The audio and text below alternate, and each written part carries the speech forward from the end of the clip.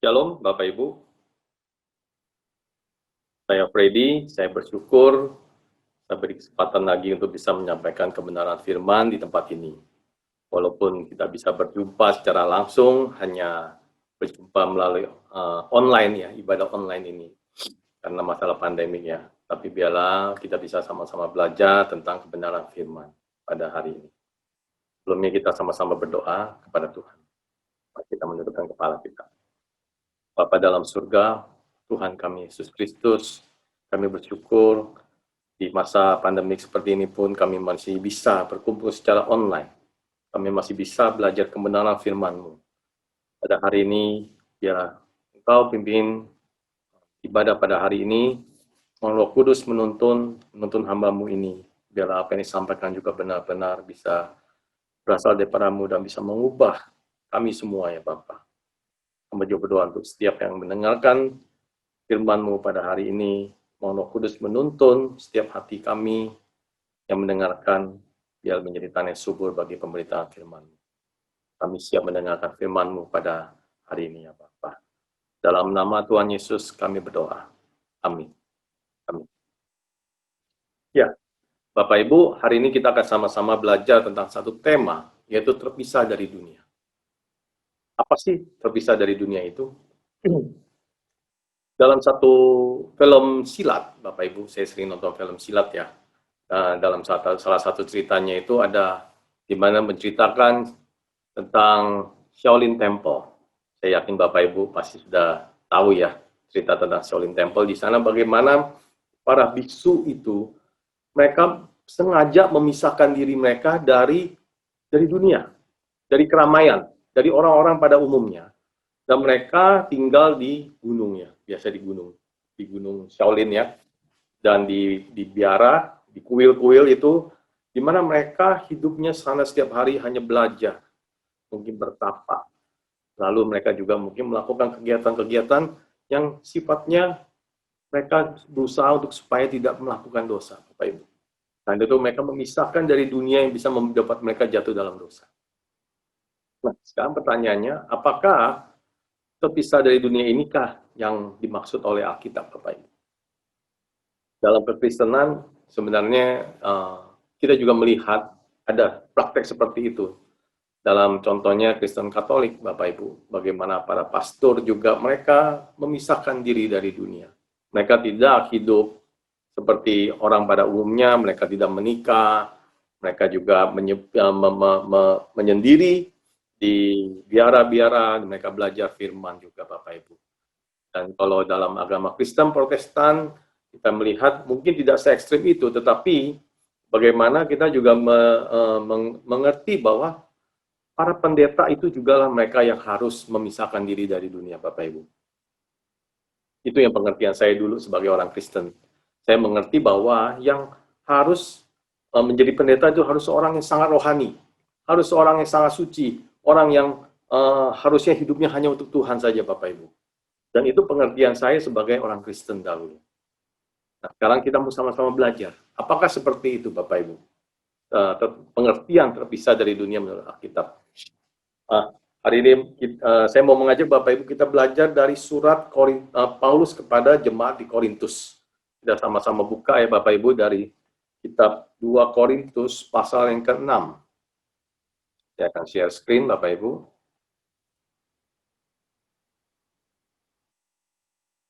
Kita akan sama-sama baca ya. 2 Korintus pasal yang ke-6 ayat yang ke-14 sampai ke-18. Kita sama-sama membacakan. Saya akan baca. Janganlah kamu merupakan pasangan yang tidak seimbang dengan orang-orang yang tak percaya. Sebab, persamaan apakah terdapat antara kebenaran dan kedurhakaan? Atau, bagaimanakah terang dapat bersatu dengan gelap? 15. Persamaan apakah yang terdapat dalam antara Kristus dan Belial? Apakah bagian bersama orang-orang percaya dengan orang-orang tak percaya? Apakah hubungan bait Allah dengan berhala? Karena kita adalah bait Allah, bait dari Allah yang hidup menurut firman Allah ini. Aku akan diam bersama-sama dengan mereka dan hidup di tengah-tengah mereka, dan aku akan menjadi Allah mereka, dan mereka akan menjadi umatku. Sebab itu keluarlah kamu dari antara mereka, dan pisahkanlah dirimu dari mereka, firman Tuhan. Dan janganlah menjamah apa yang najis, maka aku akan menerima kamu. Dan aku akan menjadi bapamu, dan kamu akan menjadi anak-anakku laki-laki dan anak-anakku perempuan. Demikianlah firman Tuhan yang Maha Kuasa. Ya, Bapak Ibu, saya mau mengajak Bapak Ibu untuk belajar sedikit tentang keadaan jemaat di Korintus. Nah, saya mau kita sama-sama belajar peta ya. Ini Bapak Ibu melihat mouse saya ya, ini mouse. Nah, ini adalah Yunani. Yunani, ini Italia, ini adalah Yunani. Nah, Korintus, kota Korintus itu ada di sini, Bapak Ibu. Ada di sini. Nah, ini kalau ini besar ini ada Korin. Ini adalah kota Korintus. Nah, saya mau menjelaskan Bapak Ibu bahwa kota Korintus adalah satu kota yang sangat strategis letaknya Bapak Ibu. Kenapa?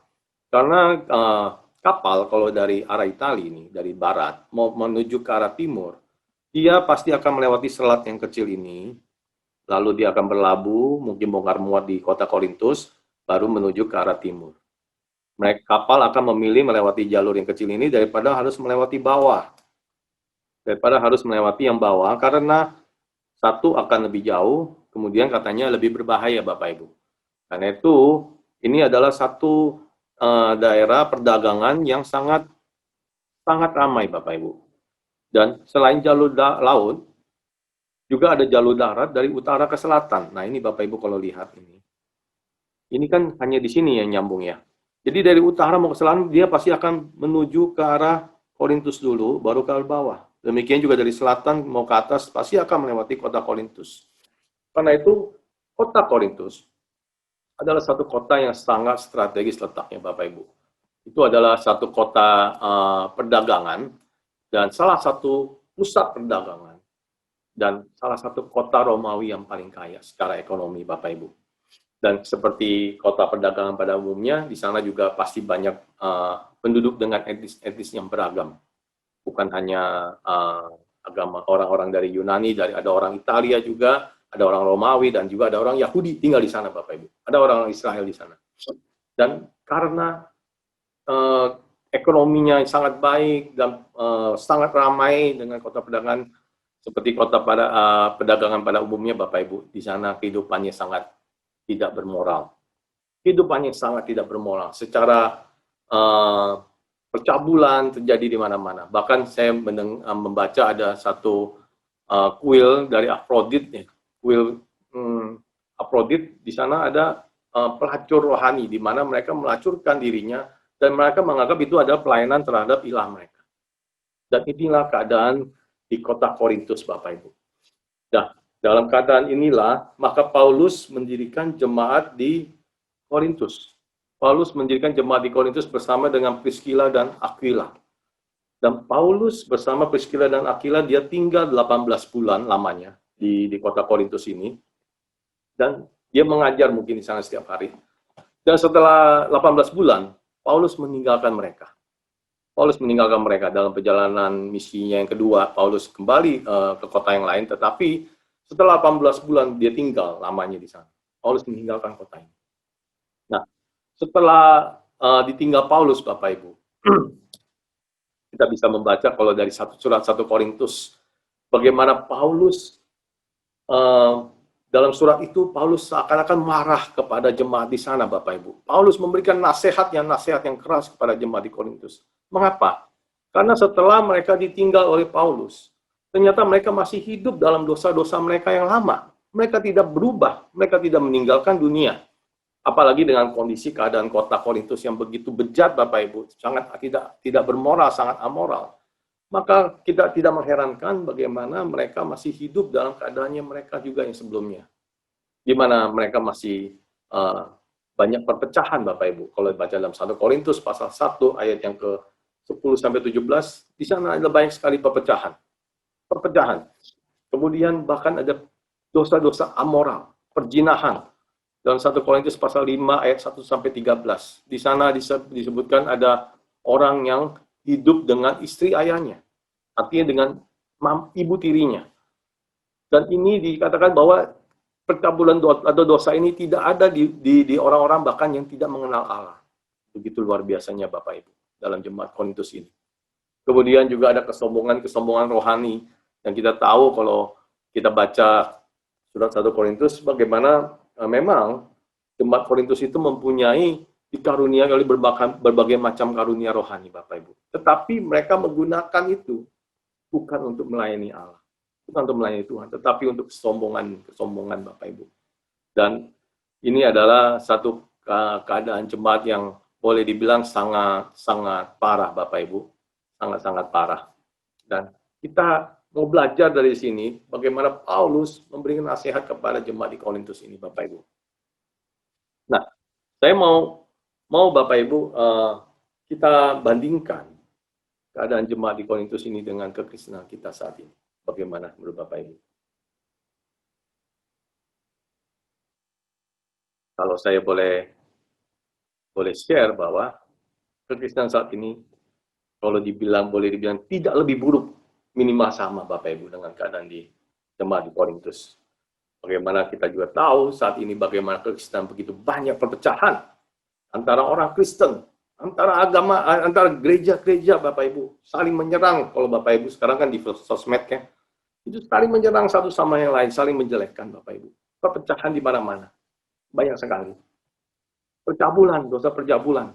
Ya, ini saya tidak mau sampai share gimana, tetapi kalau Bapak Ibu membaca berita baru-baru ini, itu ada Bapak Ibu. Dosa-dosa percabulan seperti ini. Kesombongan rohani itu juga ada di mana-mana. Bagaimana kalau di dalam gereja, kata Bapak Ibu, di dalam gereja sendiri aja itu terjadi adu jotos, istilahnya ya. Persaingan satu sama lain, bagaimana untuk bisa merasa lebih baik antara satu sama lain. Dan ini sangat menyedihkan Bapak Ibu. Sangat menyedihkan. Memang tidak semua orang Kristen seperti itu. Memang tidak semua orang Kristen seperti itu. Banyak orang Kristen yang baik-baik, Bapak Ibu. Tetapi masalahnya, semakin kita mempelajari kebenaran firman Tuhan, semakin kita mengerti kebenaran, ternyata baik saja nggak cukup. Benar nggak Bapak Ibu? Ternyata baik saja tidak cukup. Karena baik menurut kita itu berbeda dengan baik menurut Tuhan. Yang Allah inginkan adalah bagaimana kita dalam setiap tingkah laku kita, perbuatan kita, apa yang kita pikirkan, kita katakan, perbuat, itu bisa menyenangkan Tuhan. Itulah baik menurut Allah. Bukan baik menurut kita. Memang kita tidak melanggar hukum, memang kita hidupnya menjadi orang-orang yang baik, Bapak Ibu.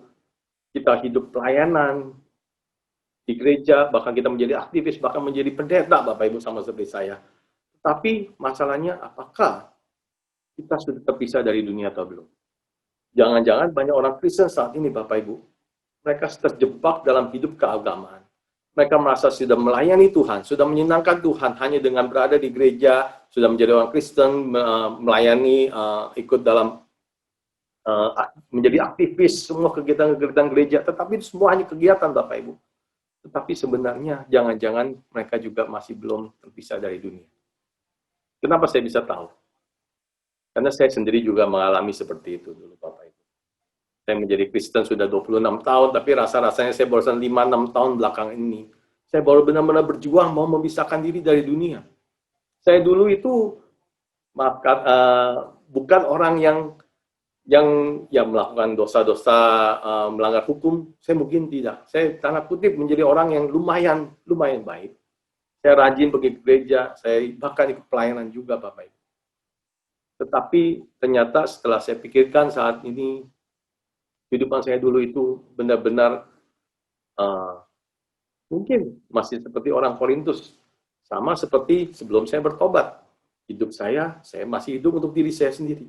Bagaimana dalam hidup saya setiap hari, saya mengejar supaya bagaimana saya mempunyai toko, saya bisa mempunyai toko yang semakin ramai, saya bisa mempunyai uang yang lebih banyak, saya bisa mempunyai keluarga yang baik, bagaimana hidup saya bisa nyaman, bisa enak di dunia ini. Itulah yang menjadi tujuan hidup saya dulu, Bapak Ibu.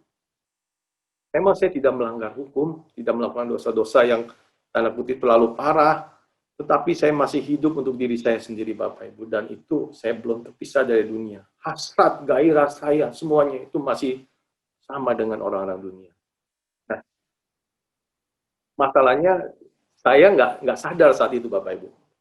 Saya nggak sadar bahwa saya itu belum terpisah dari dunia. Saya merasa saya sudah nggak, secara fisik saya tidak mungkin tidak di dunia malam, tidak pergi ke nightclub, tidak pergi ke minum-minuman mabok, saya tidak minum bir, tidak merokok Bapak Ibu. Secara fisik mungkin saya terpisah. Saya terpisah, saya ada di gereja, ceritanya gitu. Tetapi spirit saya, gairah saya, hasrat saya, pikiran saya, semuanya itu masih duniawi. Masih sangat duniawi Bapak Ibu. Dan ini tidak disadari oleh saya saat itu. Karena saya nggak mengerti kebenaran. Karena saya tidak mengerti kebenaran Bapak Ibu. Dan orang-orang Kristen sekeliling saya yang lain semua juga seperti itu. Saya merasa saya sudah baik, saya sudah benar. Dan saat ini pun, setelah saya mengerti kebenaran, saya sudah berjuang Bapak Ibu. Saya masih melihat banyak sekali teman-teman saya yang lain juga, yang tanda kutip orang Kristen, mereka juga tidak mengerti bagaimana mereka harus berjuang untuk memisahkan diri dari dunia. Dan ini sangat berbahaya Bapak Ibu. Banyak orang Kristen tidak mengerti hal ini. Banyak orang Kristen tidak mengerti hal ini. Karena itu hari ini kita belajar bagaimana Paulus menasihatkan kepada jemaat di Korintus. Tadi dari ayat 14 sampai 16 saya menyimpulkan ada 5 poin yang mau dibahas oleh Paulus, yang mau di-share oleh Paulus. Sebentar saya share screen Bapak Ibu.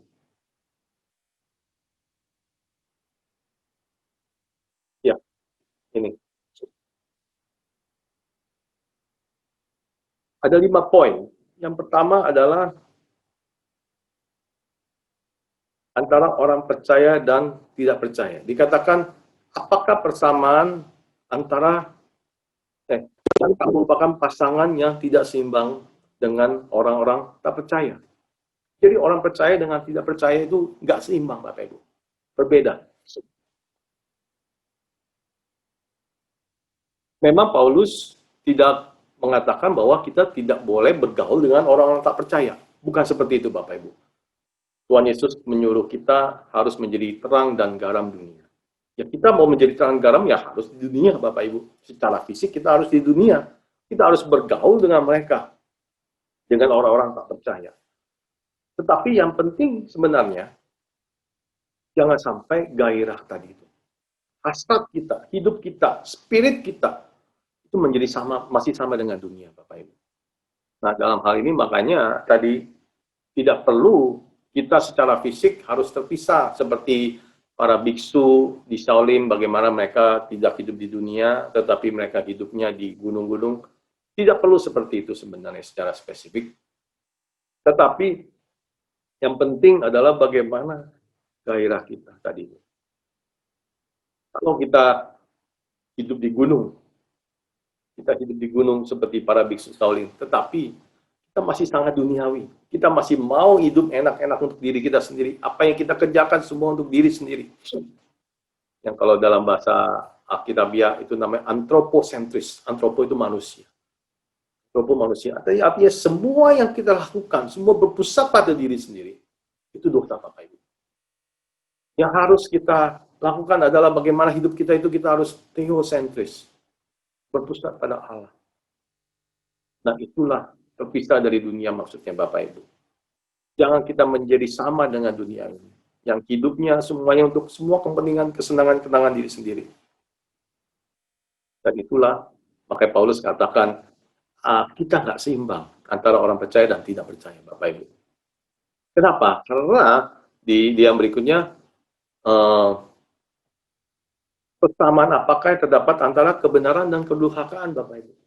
Kebenaran vs kedurhakaan.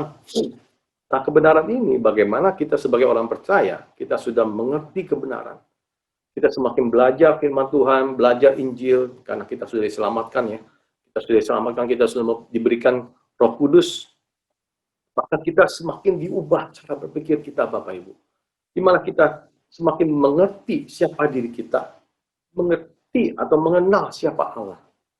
Dan maka kita mengerti untuk apa sih tujuan hidup kita. Itu sangat penting Bapak Ibu. Itu sangat penting. Karena itu bagaimana kalau kita sudah mengerti kebenaran, itu masalah kita melakukan dosa-dosa menurut hukum atau tidak. Tapi masalahnya apakah kita melakukan hukum menurut hukum Allah atau tidak. Jadi hukumnya itu adalah hukum Allah. Allah sebagai hukumnya, Bapak Ibu. Di mana apa yang kita lakukan, apa yang kita pikirkan, kita perbuat, kita katakan, apa kita sudah menyenangkan Allah atau tidak? Sudahkah kita melakukan hukum Allah? Itu yang jadi masalah, Bapak Ibu. Bukan lagi masalah melakukan hukum Taurat, melakukan hukum secara dunia. Tapi apakah kita sudah menyenangkan Allah atau belum? Itu masalah. Dan ini tidak bisa dimengerti oleh orang-orang yang belum mengerti kebenaran. Tidak bisa dimengerti, Bapak Ibu.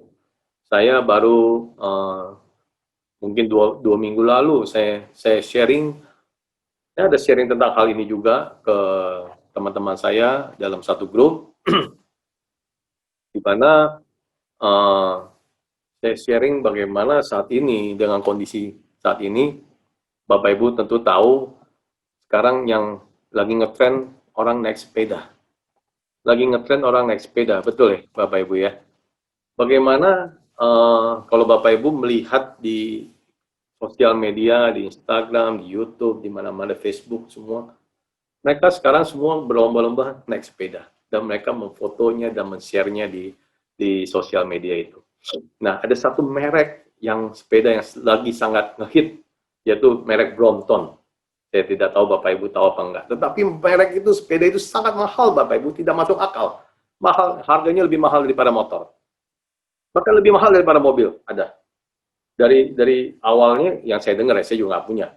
Saya dengar awalnya sebelum kondisi saat ini, sepeda paling harga 30 juta ya sudah mahal sekali ya Bapak Ibu ya. Sudah luar biasa mahal.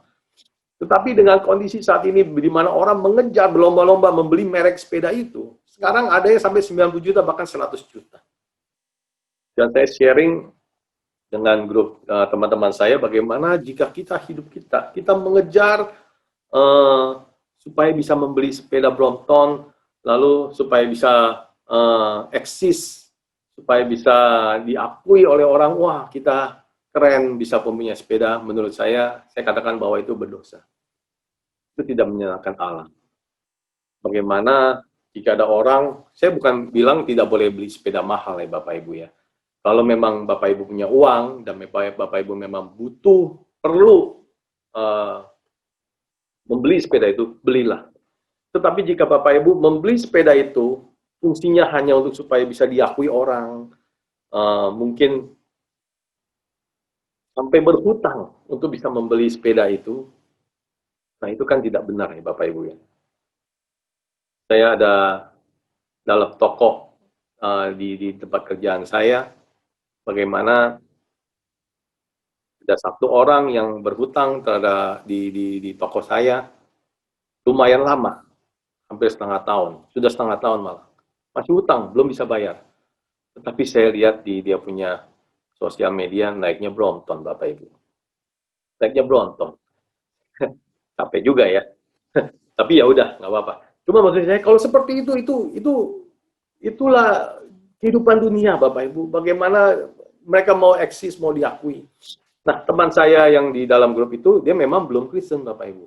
Dia belum Kristen, dan dia mengatakan bahwa, loh memang kenapa? Kan nggak ada salahnya. Yang penting orang itu punya uang, dia sudah kerja keras dan tidak merugikan orang dan tidak melanggar hukum. Kenapa dia mau beli itu? Nggak ada masalah dong. Nah, memang nggak masalah Bapak Ibu. Menurut orang dunia, punya uang, mau melakukan apapun yang menurut kehendak dia itu benar dan baik, selama tidak merugikan orang, itu tidak masalah. Tidak masalah. Itulah pandangan menurut dunia. Tetapi kita yang sudah mengerti kebenaran Bapak Ibu, hidup kita bukan milik kita lagi. Hidup kita adalah milik Tuhan, di mana kita, apa yang kita lakukan, semuanya itu harus berdasarkan hukum Allah. Nah inilah masalahnya Bapak Ibu. Kita harus mengerti kebenaran. Kebenaran tidak bisa nyambung dengan orang dunia. Kita pasti harus berbeda. Kalau kita masih sama, ya berarti kita belum terpisah dari dunia, Bapak Ibu, itu masalahnya ya. Nah, selanjutnya, Paulus katakan juga, terang dan gelap tidak bisa menyatu. Itu sudah jelas. Kristus vs Belial. Belial itu adalah nama lain dari setan, dari Lucifer, Bapak Ibu. Jadi, kita antara pengikut Kristus atau kita adalah pengikut setan. Tidak bisa di tengah-tengah. Tidak bisa di tengah-tengah. Di sini hanya adalah dua, Bapak Ibu. yang kiri dan yang kanan, tidak bisa di tengah-tengah. Paulus memberikan pembatas. Kita tidak bisa ada di area abu-abu. Kita harus memilih antara Kristus atau Belial, terang atau gelap, kebenaran atau kedurhakaan, percaya atau tidak percaya. Dan terakhir, baik Allah atau berarti Bapak Ibu. Dan itu pembatas yang jelas. Harus dunia atau terpisah dari dunia. Baik Allah, kalau bagi orang Israel itu pasti mereka akan sangat mengerti bahwa karena bagi orang Israel bait Allah itu adalah sangat suci, Bapak Ibu. Dan bait Allah itu siapa? Kitalah bait Allah. Dan jika kita mengerti bahwa kita adalah bait Allah, orang Israel tidak mungkin dia berbuat dosa terhadap bait Allah. Dan jika kalau kita mengerti bahwa kitalah bait Allah, tentunya kita tidak mau melakukan dosa dalam tubuh kita ini. Melakukan dosa dengan tubuh kita ini. Karena apa? Kalau kita berbuat dosa, tentulah kita bukan bait Allah. Kalau bukan bait Allah, apa Bapak Ibu? Ya kita berhala. Tidak mungkin Allah mau hidup di dalam berhala. Allah hanya mau hidup di dalam bait Allah. Dan tidak mungkin kita masih berdosa dan Allah mau hidup di dalam kita. Itulah masalahnya Bapak Ibu.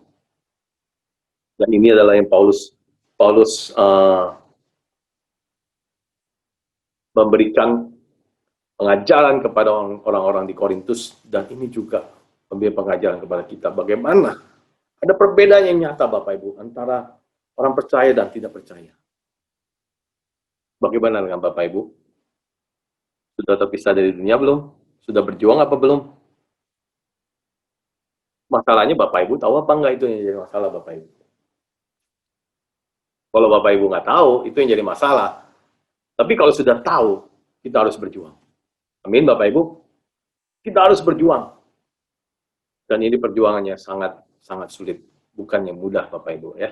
Nah, lanjut lagi dalam 2 Korintus pasal 6 ayat 17 sampai 18. Saya sharingkan lagi ya, Bapak Ibu ya.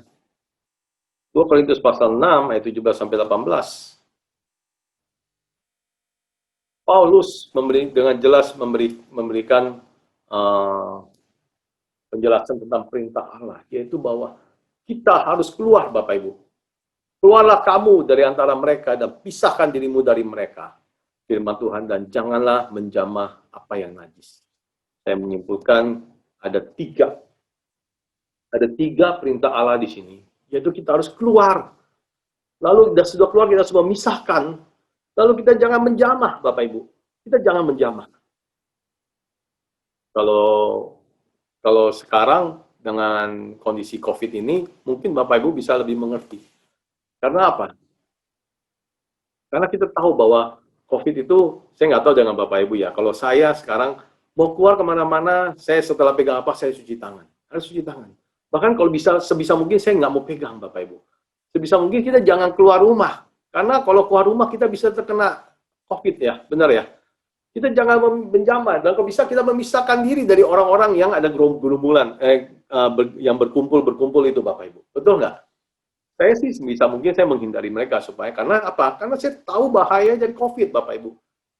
Nah, begitu juga dengan perintah Allah ini. Kalau kita mengerti kebenaran, kita sudah mengerti berbahayanya dosa Bapak Ibu. Tentunya kita akan keluar dari dunia ini. Kita akan memisahkan diri kita dari dunia ini. Bahkan kita tidak akan berani menjamah dosa. Nah, masalahnya kita sudah mengerti belum itu? Sudah mengerti belum perintah Allah? Sudah mengerti kebenaran atau belum? Dan ternyata Bapak Ibu, perintah Allah ini keluar, pisahkan dan jangan menjamah. Ini sudah merupakan dari zaman, bahkan dari zaman Nuh sudah ciri-ciri dari perintah Allah Bapak Ibu. Bagaimana zaman Nuh kita tahu di sana Allah melihat dunia ini begitu rusak, tetapi hanya Nuh dengan keluarganya Bapak Ibu yang masih hidup dalam kebenaran, dan Allah memerintahkan Nuh untuk membuat bahtera supaya dipisahkan Bapak Ibu. Dipisahkan dari dunia yang akan dihancurkan ini. Karena itu mau diselamatkan dia harus memisahkan diri. Demikian juga dengan zaman Lot waktu mau keluar dari Sodom dan Gomora, bagaimana Allah mau menghancurkan Sodom dan Gomora. Allah memerintahkan Lot, kamu harus keluar dari Sodom dan Gomora. Dan Lot keluar, tetapi hanya istrinya yang tertinggal. Karena begitu dia lari, dia masih hatinya tertambat, Bapak Ibu, mau melihat lagi, mungkin rumahnya bagaimana gitu ya, tanaman tanah dia bagaimana, mungkin ternak dia bagaimana, dia hatinya masih tertambat dalam dunia. Istri Lot menengok dan menjadi tiang garam, tidak diselamatkan. Jadi harus, kalau mau diselamatkan harus keluar. Begitu juga dengan bagaimana bangsa Israel menjadi bangsa yang terpilih, dia harus keluar dari tanah Mesir. Setelah keluar dari tanah Mesir, lalu mereka masuk ke tanah Kanaan, dan perintah Allah jelas, mereka harus memisahkan diri dengan bangsa-bangsa sekitar mereka. Mereka tidak boleh hidup campur, karena itu bangsa Israel itu adalah bangsa yang eksklusif, Bapak Ibu. Karena Allah tahu jika hidup campur, maka mereka akan jatuh dalam dosa. Akan jatuh dalam dosa. Walaupun pada akhirnya Israel juga jatuh dalam dosa, Bapak Ibu, dan mereka hidup campur dengan bangsa yang lain. Tetapi itu adalah jelas perintah Allah. Dan itu semuanya adalah gambaran dari yang akan dilakukan oleh Tuhan Yesus. Keselamatan oleh Tuhan Yesus. Bagaimana keselamatan oleh Tuhan Yesus itu memisahkan kita juga dari dunia ini. Bagaimana perintah Tuhan jelas, kita tidak boleh menjadi serupa dengan dunia ini. Kita harus juga terpisah, harus keluar, dan jangan menyamah, Bapak Ibu. Saya mau sharing mengenai satu hal, Bapak Ibu. Bapak Ibu tentu tahu salah satu pengakuan iman rasuli dari bapak-bapak gereja, dan ini juga adalah pengakuan dari Gereja Suara Kebenaran Injil, GSKI, yaitu pengakuan iman rasuli salah satu butirnya, yaitu gereja yang kudus dan am. Gereja yang kudus dan am. Saya mau Bapak Ibu sekilas kita belajar mengenai gereja yang kudus. Gereja itu dalam bahasa Yunaninya menggunakan kata eklesia. Eklesia itu dari singkatan dari ek, keluar, dan kaleo, dipanggil. Artinya eklesia itu ada satu perkumpulan yang dipanggil keluar, Bapak Ibu. Satu perkumpulan yang dipanggil keluar. Jadi gereja itu apa, Bapak Ibu?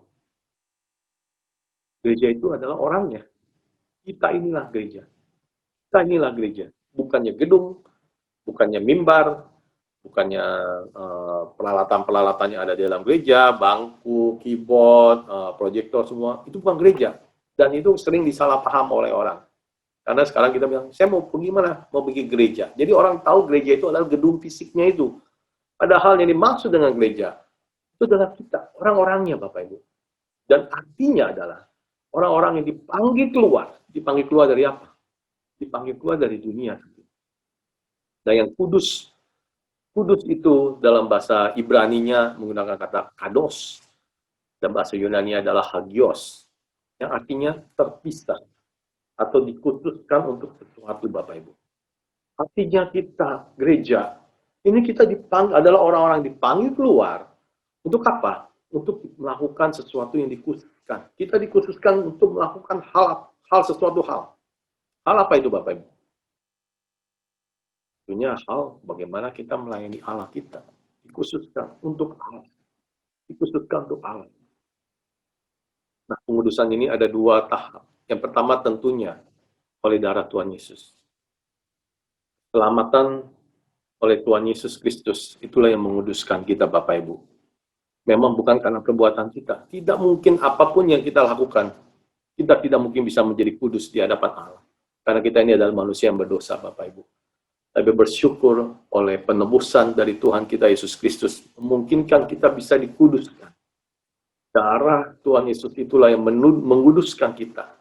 Sehingga kita bisa dikuduskan, dikhususkan bagi Allah, satu jemaat kita ini. Nah tapi itu hanyalah pengudusan pasif Bapak Ibu.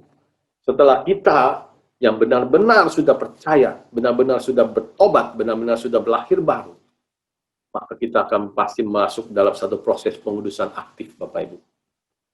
Dan ini berjalan sinergi harusnya. Orang yang sudah mengalami pengudusan pasif, pasti akan mengalami pengudusan pasif, aktif.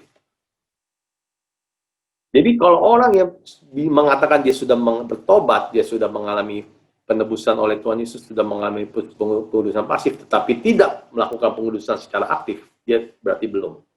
Artinya belum. Artinya seorang yang sudah lahir baru, sudah bertobat, itu pasti yang kelihatan dalam kehidupan kita setiap hari, Bapak Ibu. Bagaimana dia berjuang terus setiap hari untuk bagaimana bisa dikuduskan. Hidup kita dikhususkan. Kita keluar dari dunia. Kita berubah secara cara berpikir kita. Bagaimana kita semakin hari semakin diubahkan menyerupai Kristus.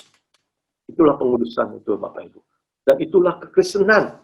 Itulah kekristenan, Bapak Ibu. Karena itu, tadi yang seperti di awal saya katakan, apakah itu hanya tugas terpisah dari dunia? Apakah itu hanya untuk orang pendeta?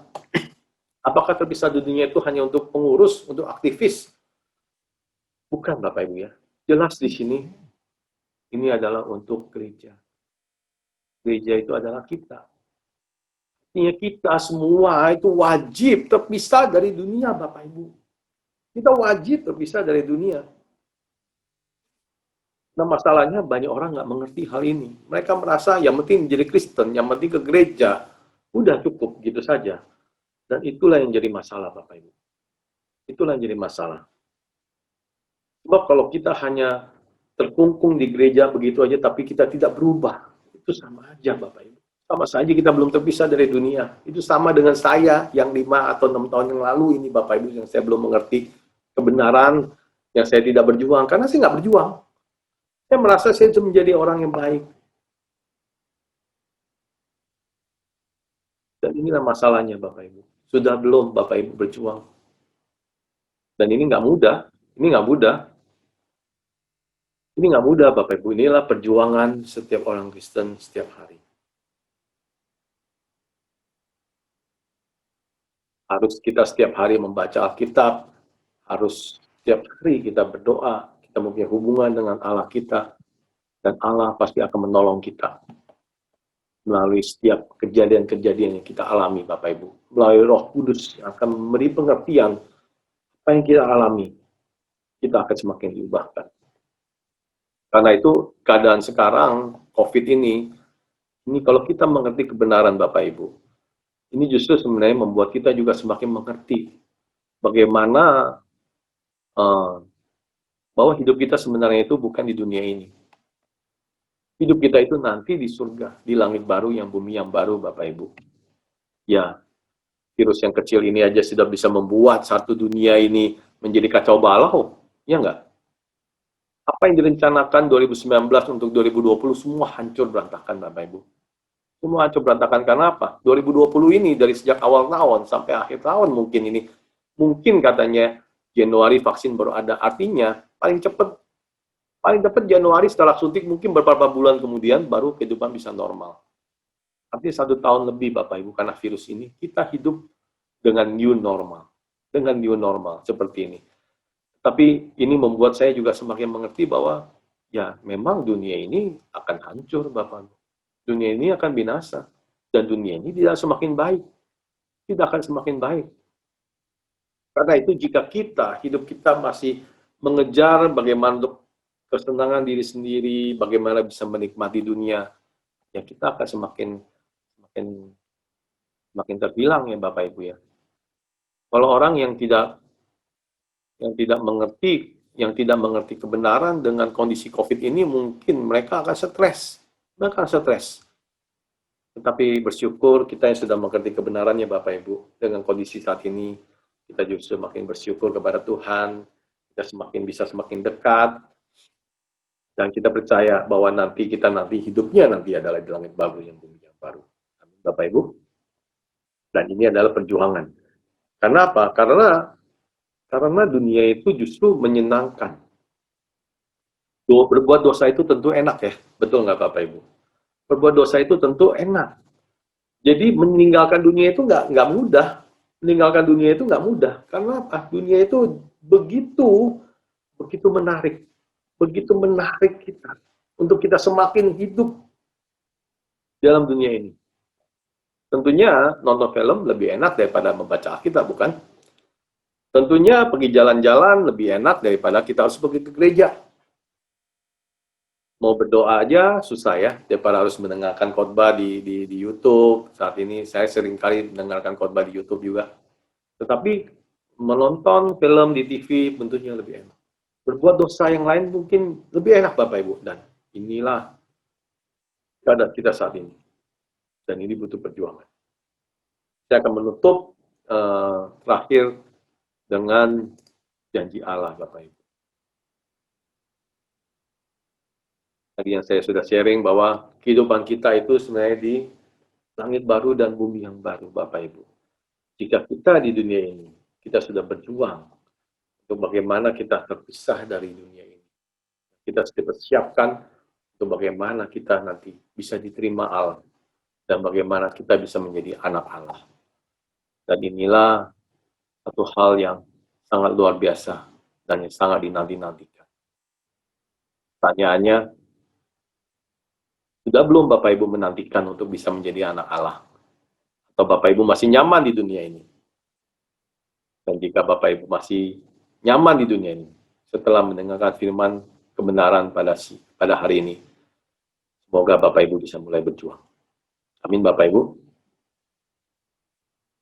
Mari kita berdoa.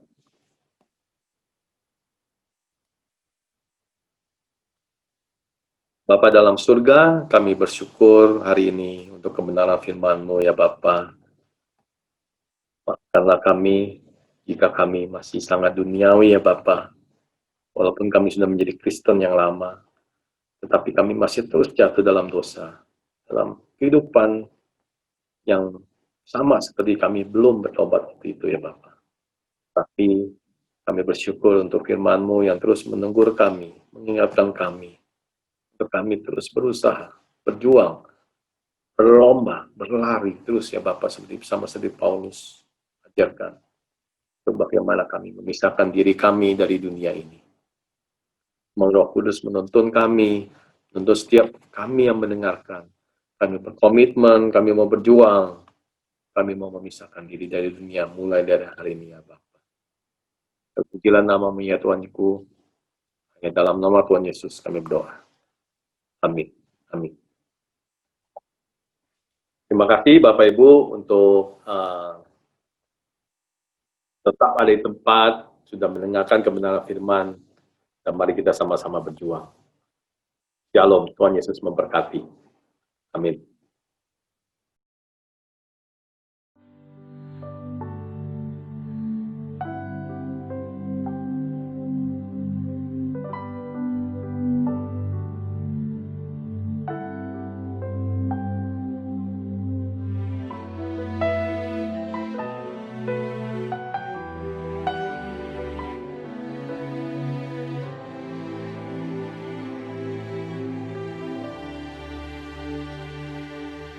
Sungguh indah tiada taranya, sungguh menakjubkan,